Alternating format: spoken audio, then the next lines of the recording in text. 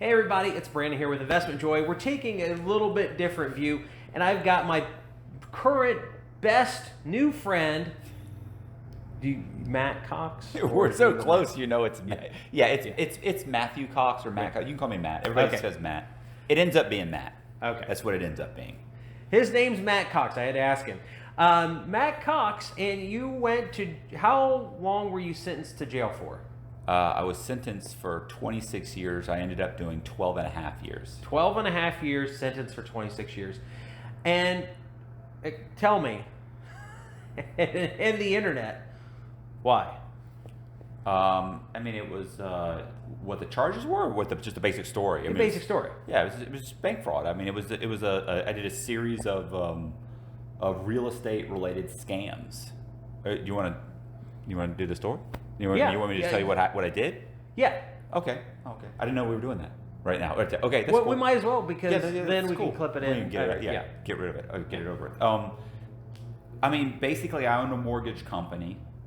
Like, what version do you want? You want the 10-minute version, the 30-minute, the hour? The 10-minute version. Okay, the 10-minute version is I own a mortgage company. I owned a mortgage company. The mortgage company was committing fraud. You know, this was back in 2001, 2000, 2001, 2002. You know, throughout those years. Well, eventually, I ended up getting indicted by the FBI for lying on an application. Okay. So I then really couldn't own the mortgage company anymore, because now I ended up I was on federal probation for 3 years. Okay. While I was on federal probation, you know, basically I decided, instead of like claiming bankruptcy and starting over, the things that I had learned during my time as a mortgage broker, I decided I was going to go ahead and commit a larger, more extensive fraud. Because what I'd been doing before was things that mortgage brokers tended to do at that time, and still do. Like, you know, you're changing a number on a W-2. Like, if your customer, she's making $35,000, but if she made $42,000, she could get the loan. Yeah. So I changed her W-2. Yeah. She's making $42,000. So now she gets the loan, and I didn't think it was that big of a deal at the time. Of course, it catches up to me. Yeah. I end up getting in trouble. I lose the mortgage company, and I ended up starting a larger scam, and that scam was that I decided I was going to start flipping properties. Okay.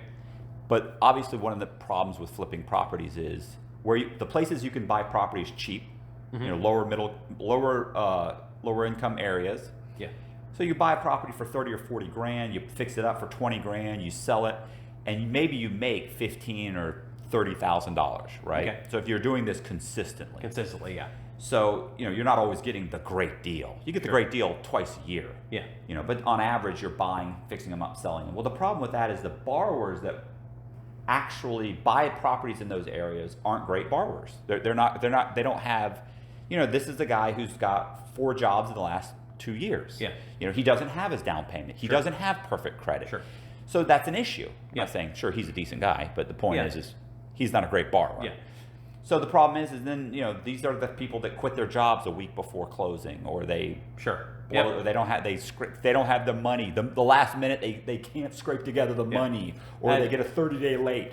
As a sidebar, I had a closing that was screwed up, and this is a Southern Ohio story, because he bought and sold 2 coon dogs. They were basset hounds for raccoon hunting, and they were $5,000 transactions a piece, and it totally destroyed the closing, because he said, well, I wanted to go out and buy one right before closing. Yeah, threw the whole thing up. I mean, yeah, people are just those kinds of people. Yeah, the people that quit their job 2 days beforehand. Yep. No, but I got a better job. It starts in 2 weeks. Well, great. Then we have to wait a month to get 2 weeks pay stubs. You know, they don't realize they just do these stupid things. So point is that, so what I thought was, one, I've got a problem. If I buy these houses, my problem is I have to get them appraised at a certain value. Yep. Second thing is the people that I'm selling to are not great borrowers. So I need to get better borrowers. Sure. So me being me, I decided what I need to do is I need to create a market that is conducive to high appraisals. Sure. How do I do that? I buy properties for $40,000. I record the value of those sales at $200,000. Okay. And if I do enough of them in a small enough area, the value in that area will shoot through the roof. Yeah, because then they start using your prior prior sales as comps. I'm creating my own comparable sales. Yeah. And also the thing is fixing these properties up. Do I want to spend 20 or 30,000, or do I just want to fix up the outside of the property? Yep. So I started just cleaning up the outside of the property. Well, now who's going to buy this property? It looks good on an appraisal, but it's not really a great property. Doesn't matter because those borrowers aren't any good anyway. Yeah. So what I'm going to do is I'm going to create my own borrowers. So I start creating synthetic identities. Okay. I figure out how to get Social Security to issue Social Security numbers to children that don't exist. Okay. Wow. It's a little difficult. It was a few phone calls. Wow. Only a few. There was a few phone calls, and I had to figure out how to make a birth certificate and a shot record. So I started going to Social Security, giving them a fake shot record, fake birth certificate. Dang. And they were issuing me Social Security numbers to children that were like 10 months old. I would then go and I'd get 3 secured credit cards in their name. I'd make the payments. Okay. And now when when your synthetic child has a credit pull, it's pretty dang good. And of course, when I apply for those credit cards, I don't say he's 10 months old. I say he's 33 or 34. Yeah. Yeah. And that records it in the system, creates a fake credit profile, and now I have a person that's 34 years old that has perfect credit. Yeah. If you make the payments for long enough, about 6 months, they suddenly have 700 credit scores. Yeah. And I'm barely putting anything on the credit cards because I don't need them. Yeah. So you got a $500 credit card with $40 on it. Sure. Yeah. So now I've got borrowers that are ready to buy my $200,000 houses. I create fake jobs, fake banks, fake everything on the internet, and now they come in and I have them buy the properties that are worth $200,000. And so when they buy them from me, initially they bought them from me, but eventually I started just buying the property for $40,000 in that guy's name and recording it in his name. Okay. So he owns a $200,000 property that he owes $40,000 on. He then goes to Countrywide or SunTrust or Pinnacle Bank, and they give him a $180,000 loan. Yeah. So the $40,000 to $60,000 or $70,000 I have in it, I get my money back, and I make $100,000 and some odd in profit. He buys 5 of these properties and borrows about $1 million, makes 3 or 4 payments, and suddenly has a tragic accident and has to go to the hospital, and he's never going to work again. Sure. And so when he stops paying, the collection agents start calling, and I would send a letter with a fake newspaper article about him being in a car accident. Oh my gosh. Oh, I put his name in it and everything. That's amazing. Car accident, saying he was life flighted, with a letter from his fake sister saying he'd been life flighted, then doctors say he's in a coma, and that even if he comes out of the coma, they say he'll never work again, so you might as well take the house. So I've given them a plausible explanation for what happened. Okay. And all the properties go under. The banks lose $100,000. We're losing $100,000 per property, and sometimes more, sometimes less. And they have an explanation on why this happened, and it takes them back then it took them 3 or 4 months to foreclose. Yeah. Then they put it on the market. 3 or 4 months later, it's still not selling. Then they lower the price. Yeah. They lower the price. They keep every 3 months they would lower the price. And what ends up happening is within a year, it's really been lowered, but these are bad areas. So by that point, crackheads have gone in, knocked out the windows, they're trashed the place. So the real estate agent's like, yeah, I can see the comparable sales, but this place is horrible. And the value in the area actually had shot up. So the lenders never knew anything was wrong. And over the course of about 18 months, I borrowed $11.5 million. $11.5 million. And what was your total earnings on the 11.5? I don't know, maybe 6 or 7 million. So what happened then was the FBI came in to arrest me. I had a friend that had gotten in trouble, and he told the FBI, hey, look, he didn't want to go to jail for what he was doing, and he said, hey, listen, I know a guy who's doing this. So the FBI comes in to arrest me. I have a friend who's a sheriff's deputy who found out prior to this. So my friend who's a sheriff's deputy was told by the girl he used to date on the task force, which is another officer. She told him, your buddy Matt Cox is about to be arrested. He's already on federal probation. He's running a scam. Somebody got arrested. There's a task force. We just gave it to the FBI. They're going to arrest him in the next couple of days. So he tells me, I end up running, I barely had any, I had like maybe $80,000 in cash at the time. So I took off on the run. It always sounds, they always say stuff in the comment section when I say this, but I can't live on $80,000. It's 80 grand. You can't start your life over. Can't retire on 80. Sure. So of course now I'm a wanted fugitive from the FBI. So what do? Is I immediately go to Atlanta and I rent somebody's house, and I borrow $400,000 on that house. I actually assume that guy's identity. Oh my goodness. I then satisfy the loan on his house. So I go down to public records and I file a false satisfaction of loan from Bank of America. He actually had 2 loans with Bank of America. So I filed false satisfaction of mortgages. Oh Filed them. Those get swiped, right? So now they look satisfied. Yes. Wow. I now have an ID in his name. By this point, I figured out how to get the state DMVs to issue me state driver's licenses. And the the State Department to issue me passports. So, oh my goodness, I open up a couple. It's funny. The oh my goodness, I open up a couple. I open up a couple bank accounts, and I'm in this guy's house. I go to 3 hard money lenders. You guys, you know what hard money? Oh yeah, okay, yeah. Okay. So I go to 3 hard money lenders, and each one of them lends me $150,000 on his house, even though his house is worth $200,000. So you're now at 450. I'm at 450, and I close on those within about a day of each other. At different title companies. So they can get recorded quickly. Right.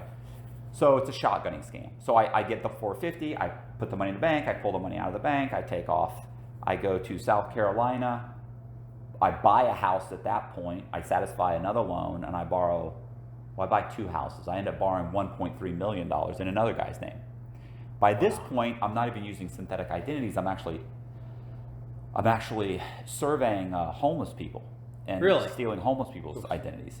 And then I could get a real driver's license, a real passport, real everything, and I could open up bank accounts. And of course, if I get some guy's identity that's in Texas and I go open up get a driver's license in South Carolina, they open it up, I open up bank accounts, I buy a house, satisfy the loan, borrow $1.3 million, put the money in the bank, pull the money out. At that point, I actually got caught in a bank in Wachovia. Do they still have Wachovias? I don't think so. No. I think that was one that got wiped out in the mortgage crisis. Right. Because you're talking about Countrywide, which I did a lot. See, as Matt's talking here and explaining to everybody the scams that he did, when I got my real estate license back in 2006, I was coming in to assist banks on their loss mitigation team. And like for Countrywide Financial, I don't know how many. I've got a list of all the price opinions I gave.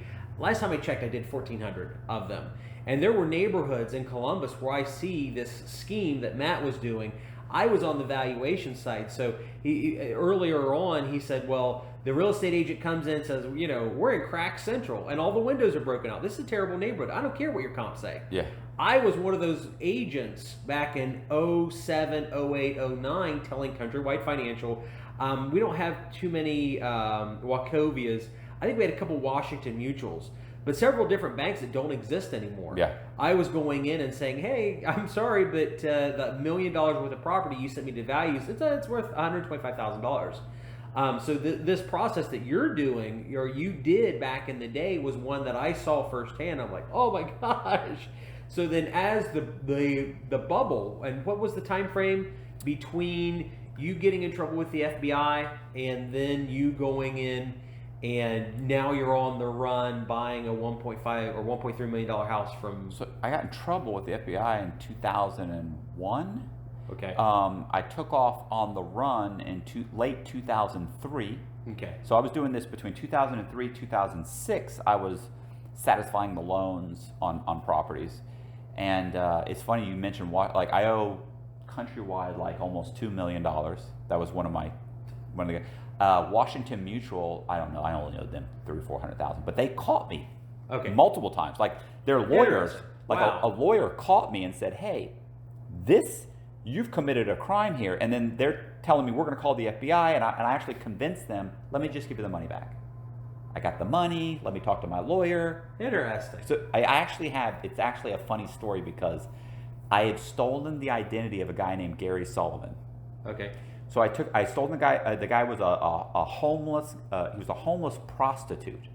Oh, wow. So I was interviewing homeless people. So Sure. I'm trying to get your information without you understanding that I'm getting your information. So Yeah. I'm saying I'm taking a survey to determine where the Salvation Army was going to open our next indigent facility, our next homeless facility. Sure. Okay.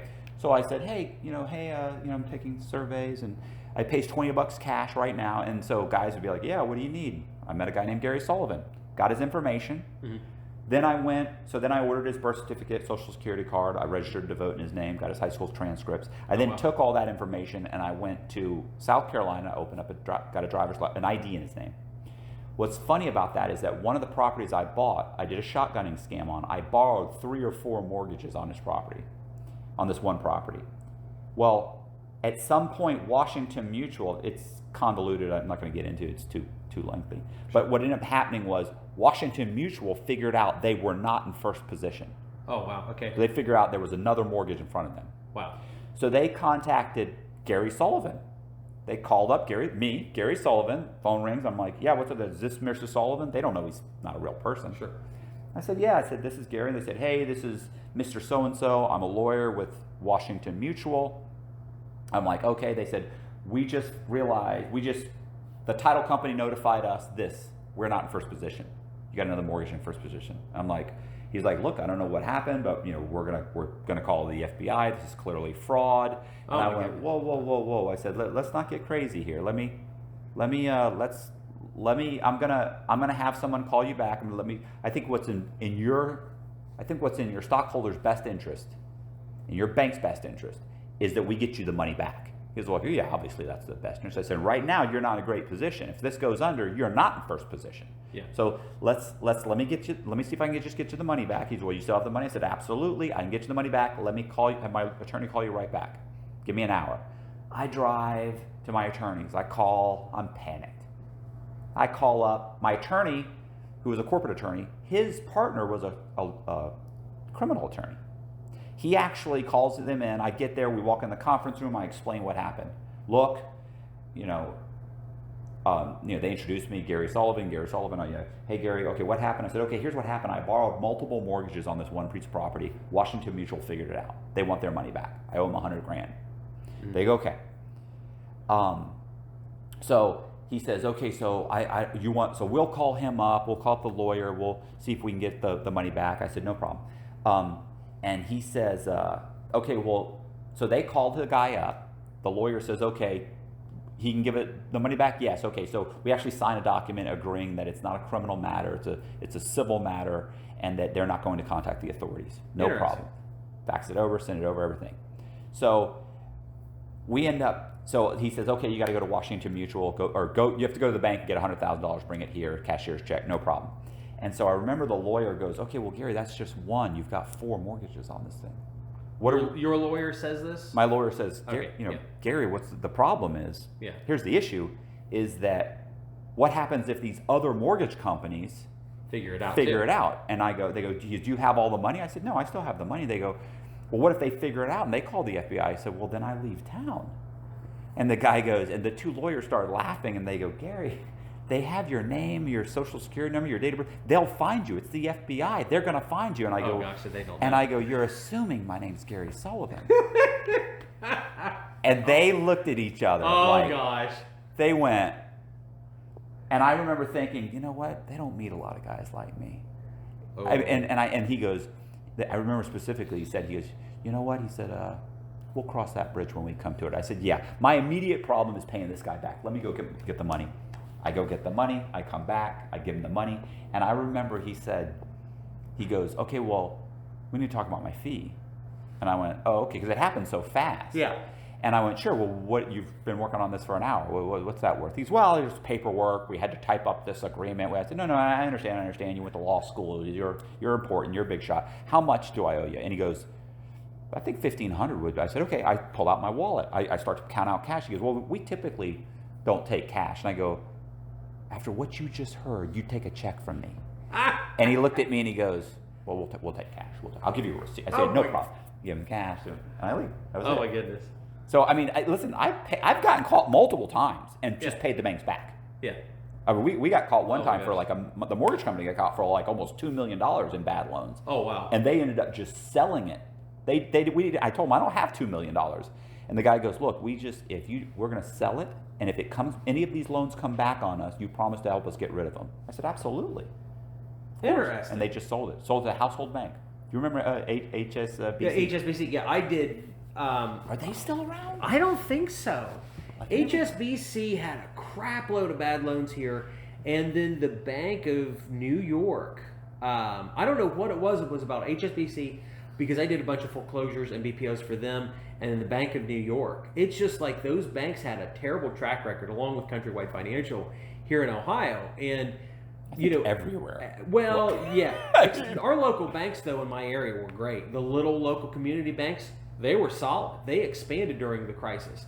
My wife and I, we had Countrywide Financial, and I can't get into too big a detail, but as you're saying about how scammy some of these mortgage people were, I've been given pieces of paper by mortgage brokers that says, "Oh, you're making $65,000 this year," and I'm like, "Okay, really? We're really playing this game here with you doing a stated income loan?" Yeah, and it's just it blows my mind. But then seeing how thin Countrywide Financial was on their paperwork, it's not surprising to me as a real estate agent that they went bankrupt over this process that you're describing to me. Well, we would never. You can't use a local bank because a local bank understands if you say, like, if I'm in Tampa and it's a local, if it's like Tampa Bay Bank, sure, and you say, hey, and Ybor City's in Tampa, and you say, hey, I bought this house. This house is in Ybor City. It's worth $300,000. They're smart. They're going to go, whoa.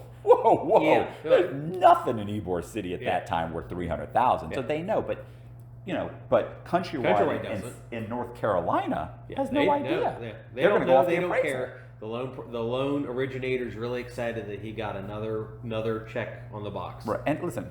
Towards the end, I'm making my own appraisals. I've ordered my own software from Alamo. The appraisal service. I'm making my own. Even if I didn't feel comfortable, I would order an appraisal from a real appraiser who would do all the work for me, hand me the appraisal.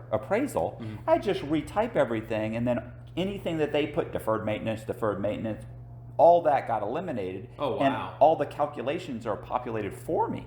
Sure. So by the time I'm done, it's golden. I'm putting everything in there. I'm typing great thing. Now I've got the appraisal, and then I put everything in their name, and then I send it off.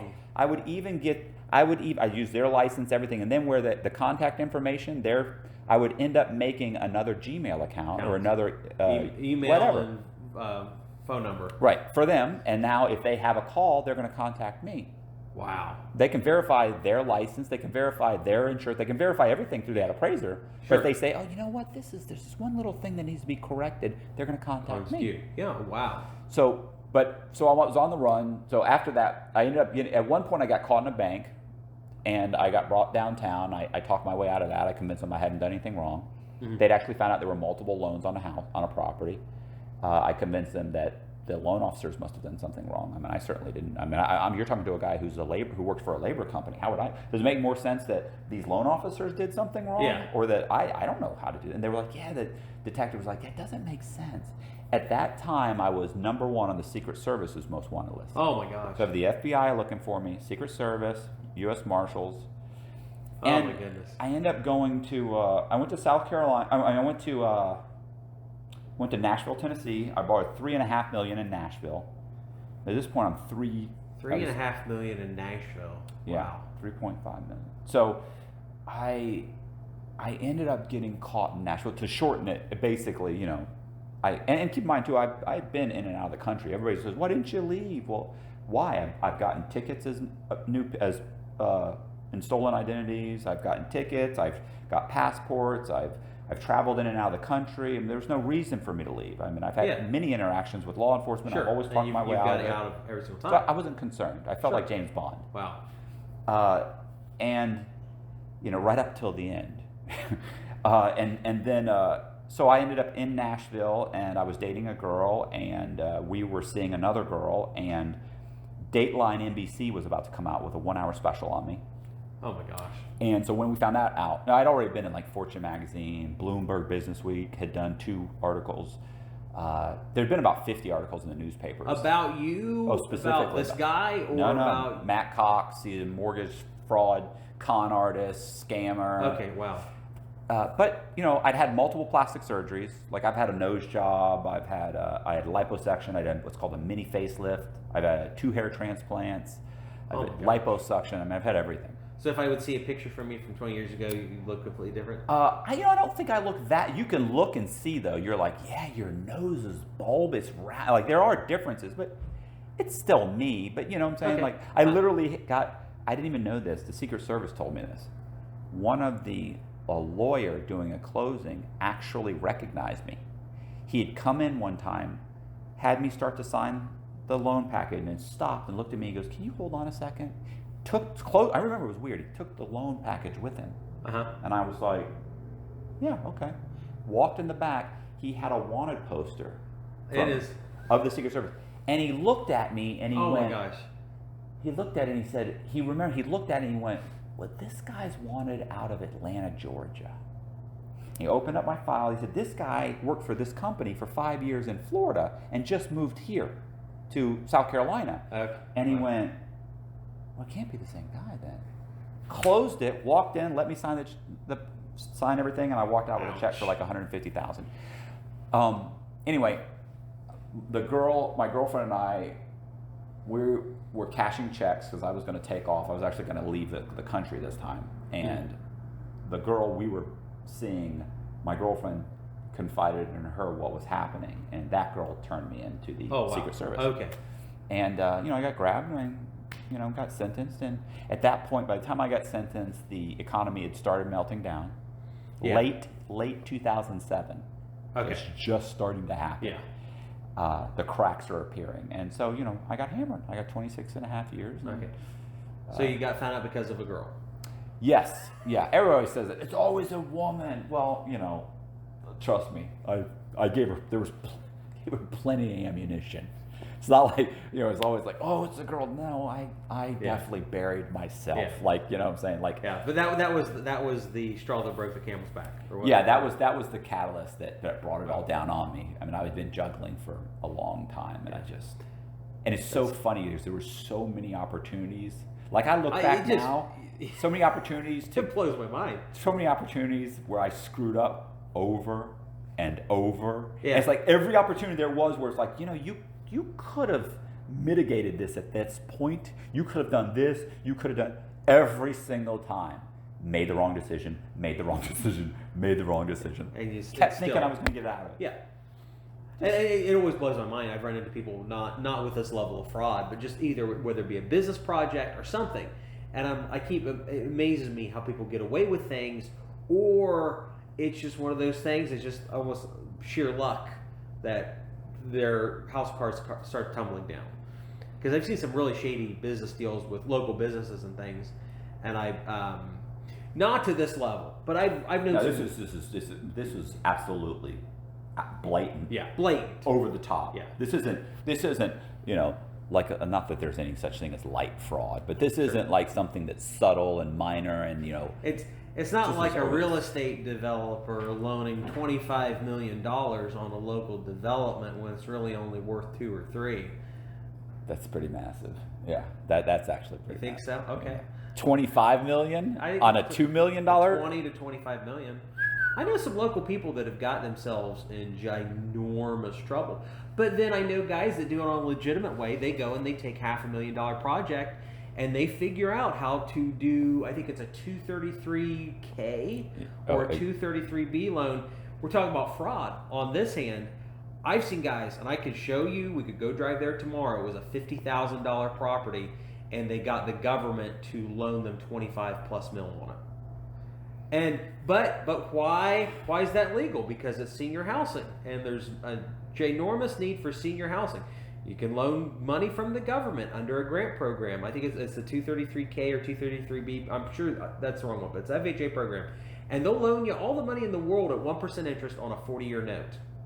1% interest on a 40-year note. So if your mind starts thinking about it, well, who cares how inflated that price is?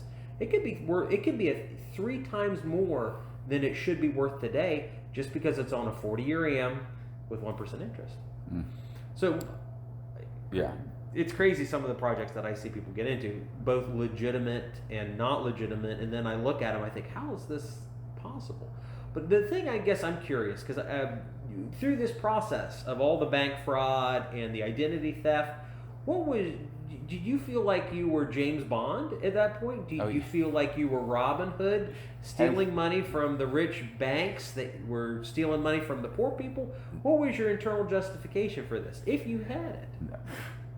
No, I mean, I was look. My goal at that time, what my goal was on Monday, was surviving until Tuesday morning. You know what I mean? Okay. I mean, it was like that. Like, I would love to tell you that there was some end goal. I mean, I obviously always thought, if I get $2-3 million or something in the bank, then I'm gonna, but it would have.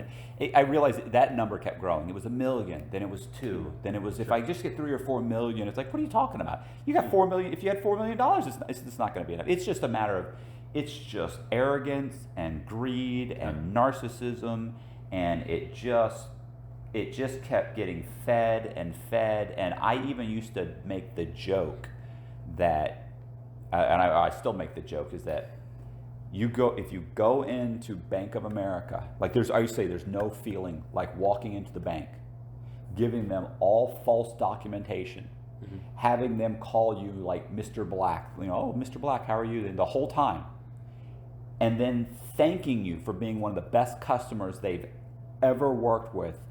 And they hand you a check for $250,000 and thank you for ripping them off.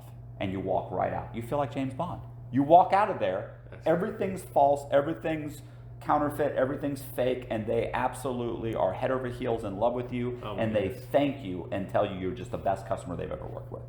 So you feel amazing. You walk through passport control with a state-issued passport, but it's not you. They're calling you Joseph Carter or Michael Eckert, and you're handing them and you're answering questions, and you're walking out, and you get on the plane, and you feel amazing. I mean, there's no feeling like that. I was sailing on the Mediterranean. I took a 10-day cruise with, at that point I was 35, 36 years old. My girlfriend's like 23, 24 years old. And we're on the deck, laying in the sun on the Mediterranean, on the run, #1 on the Secret Service's most wanted list. And I remember looking over at her, and she looked at me, and she goes, and she mouthed, "I love you." And I remember thinking, no matter what happens, this is worth it. Really? I'd like to tell you, I was wrong about that. It was so wrong. But the arrogance of being there and thinking, I'm on top of the world, all of that is just like, it's when you get 26 years, I mean, bro, it was so not worth it. Yeah. So stupid, just so over the top. Just the arrogance there. I look back and I think, how many times could you have turned yourself in? How many times could you have said, look, I messed up? Go to the FBI and say, look, I messed up, I screwed up, here's what I did. I need to fix this. I can go to jail for a little bit. I was terrified to go to jail too. I'm a little guy. You're a big guy. Like, you know what I'm saying? Like, you probably can handle yourself. I'm 5'6". I'm tiny. I can't go to prison. So yeah, I was terrified. Yeah. But I did. I went to prison, and it was 12 and a half years. I started writing. I wrote a memoir. I wrote my memoir, Shark in the Housing Pool. Sure. And then I started writing other guys' stories. And I was interviewed several times. I wrote an ethics and fraud course for the federal government. Wrote a red flags rules course for the federal government. So you're the reason that I have to sign all this extra paperwork for closings. Absolutely. And if you're a mortgage broker and you take continuing education courses, like there's an ethics and fraud course it's a 3-hour ethics and fraud every year that I actually teach that course. I've actually been interviewed by people. Remember I told you I was interviewed by a guy, and he told me, he's like, I've taken that course, that was you. And I actually had lunch with a real estate agent the other day, and when she brought me back to her office to talk to her real estate brokers, and a lot of them are mortgage brokers, and as I'm talking, one of them goes, "Hey, you're the guy that did it. Did you?" They said Jim Montrum's course, and I went, "Yeah." They said, "You taught that course. You wrote that whole course." And so I was like, "Oh yeah, I didn't know you. I didn't even think they still taught that course." He says, "Yes." Yeah, it's law. Yeah. Well, I figure they switch it out, eventually. And I've had other people talk to me where it's actually in like textbooks. And I'm like, are you serious? They're like, yeah, they've got this thing. It's on you. And it's like, that's insane. Yeah. So, I try to do what I could to kind of mitigate the, but there's no making it right. So, well, whatever. You live with it. So what are your plans going forward? Where do you want to be in 5 or 10 years? Or do you have that thought on a regular basis? It's funny because there's so many people that want to work with me, like in real estate. That kills me.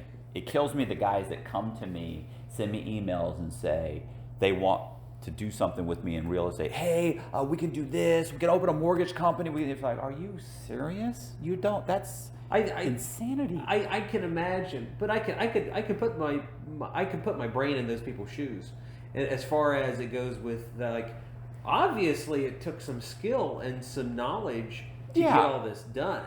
So they're thinking, well, I'm going to use his ability for something else. I agree. Look, let's face it. Most of the time you talk to a real estate agent or a mortgage broker, and they know a very small segment of the industry, right? Oh, yeah. But because of the vastness of the things that I did, and you have to understand, during this whole course, I've owned 50 some odd rental units, I flipped properties, there's tons of stuff I've done that are perfectly legal. So I've had a vast amount of experience in real estate, but still, even if you take all that into consideration, that's great. But the fact is, currently I'm on what's called federal probation. It's called supervised releases, but it's federal probation.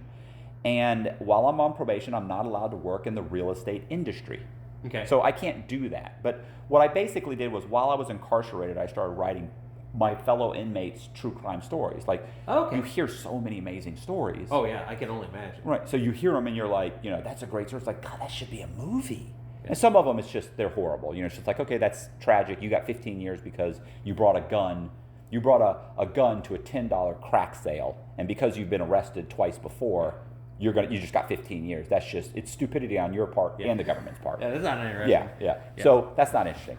It's tragic, but it's not a story worthy. It's not book worthy. But a lot of guys, you hear their stories, and I would hear, and they're just phenomenal, over the top. It's like nothing I've ever heard. Sure. And it's like, hey, why hasn't anybody written this story? Yeah. And so, because they can't, and they can't write their own stories. It's difficult. You get very emotional about it. It's a difficult process. Yeah. It took me a year to write my own story. Yeah, there's so much to unpack. Right. Well, and it'll take me 3 months to write yours, because I can see very clearly what your story is. Yeah. But mine, you get just too emotional. I totally get that. So I started writing their stories, and I started writing synopses of stories, and I ended up with 20 synopses, and I ended up with about 7 actual stories. That's awesome. And I got a book published while I was in prison, and then when I got out, I self-published several books on Amazon. Cool. And I've optioned the film rights to one story. I've got 2 other ones that are being turned into I call them docudramas. They call them hybrids. They're like documentaries. And I'm supposed to be doing a true crime podcast with a company called Campfire Media. Huh. And so it's like I'm doing all these things that are still crime related. Sure. But they're, it's true crime, and it's legal, and it's just, that's what I'm doing now. And of course, so I live off my book sales, and I paint.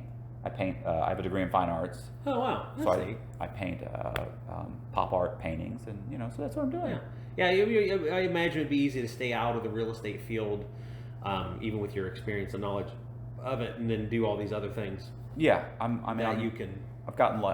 been lucky thus far. Good. Because things have come very easily to me. I mean, you have to understand, when I got to the halfway house, I went and bought 300. I had nothing. You have 12 and a half years, there's nothing left. Oh yeah. Nobody's keeping your stuff. It's gone. And so I remember I went to Walmart and bought $300 worth of clothes at Walmart. Okay. Within a couple months, I had gotten a new vehicle, and it's been baby steps. I lived in someone's spare room for a year, a little bit more than a year. I mean, it's just these little tiny baby steps I've been taking, and it's been about 18, 19 months now. But I mean, I had very low expectations. Well, I've been lucky compared to most people in my situation. Yeah, but it sounds like did you do much planning while you were in prison on the things to get at what you would do to get back on your track? once you get out? The whole time. Where I think most people are in prison planning their next indictment. Yeah. I was in prison planning, like, what are the things you're going to do you're going to do this, and you're going to do that, and you're going to spend this much on this, and you're not going to make that decision. You're not going to do that because that's stupid. Don't spend that. You don't get cable. You don't get this. You don't get that. You lower your expectations low enough. But you come out with a plan that's reasonable to do it. And I think that's kind of the power of listening to a story like you, because it's so similar to my good friend Justin that got out of prison in April. Right. And he spent the whole time in there making the plans. How do I get in business? How do I start these things? He started reading the books because he didn't have that education before he got into prison. He got himself in trouble. He found himself in a bad position. He wanted to make a lot of money quick in an unethical way, and a way that got risk that I can't imagine. And he paid the price in prison for it. But now that he's out, he is subjecting himself to a rigorous process. Yeah. And it's so funny. I'm sure you get this a lot. I hear all these people say, "You're so lucky.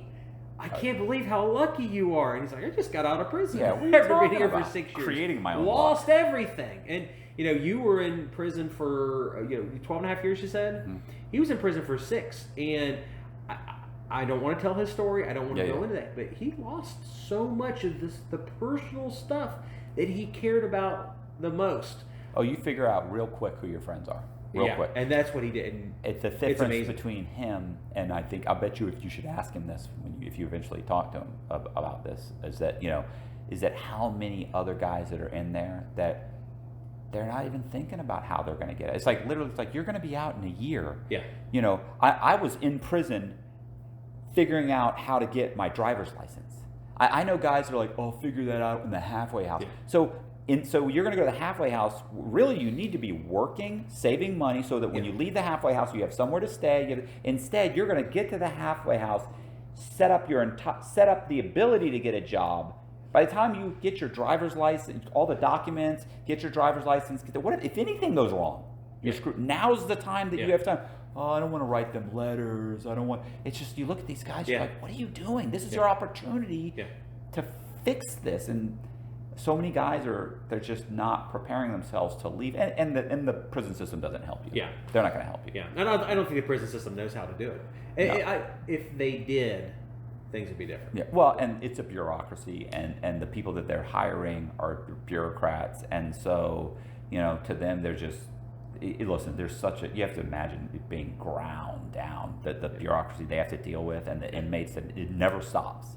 It never stops. So, and even if they do something good for 5 inmates, 4 of them screw it up, and it's got to be, it's disheartening, I'm sure, for them. So, I mean, it's not all their fault. Yeah. But they get to that point where they just give up and they try. And there's just very little, very little to help an inmate. You really have to do it all yourself. Yeah. And, like you said, the whole time he was there thinking about it, the whole time. That's your only chance is to be self-reliant. You have to be your own advocate. Yep. Nobody's going to be an advocate for you. But that's also the recipe for success, I think. Yeah. And you have to think too. You're on such a regiment there, and it's such a routine that when you get out, it's like 5 o'clock in the morning. Boom, I'm awake. I just like, doesn't matter if I go to bed at 1. Doesn't matter if I go to bed. I'm automatically awake. Today I woke up at 5. I started playing on Instagram. Making stories. I put up like 6 stories today. I'm like, just stories. What? Because I don't want to get up. I don't want to wake up, Tyler. I don't want to wake anybody. I'm sitting there playing. I'm doing this. I'm answering emails. I'm doing, what I'm saying? It's like I'm laying there. Can't get out of bed yet. There's nothing to do. I'm in Ohio. So in order to get me into a routine, I go to prison. Yeah, absolutely. The best routine maker. Or the military, probably. I'd pick the military. I don't know. Military seems tough. I think I'd rather go to prison for a little bit. He's over here laughing. Yeah, I don't. That's crazy. Hey guys, thanks for watching this video. The longer style content is something that we look at doing. Make sure you text the number mentioned earlier in the video if you want to participate in these. We've got a lot of people interested in coming to Southern Ohio to talk about business, money, finance, stuff that I think that you would find interesting. Be sure to like the video if you already haven't, and make a comment on how we can improve this type of live stream in the future. Thanks.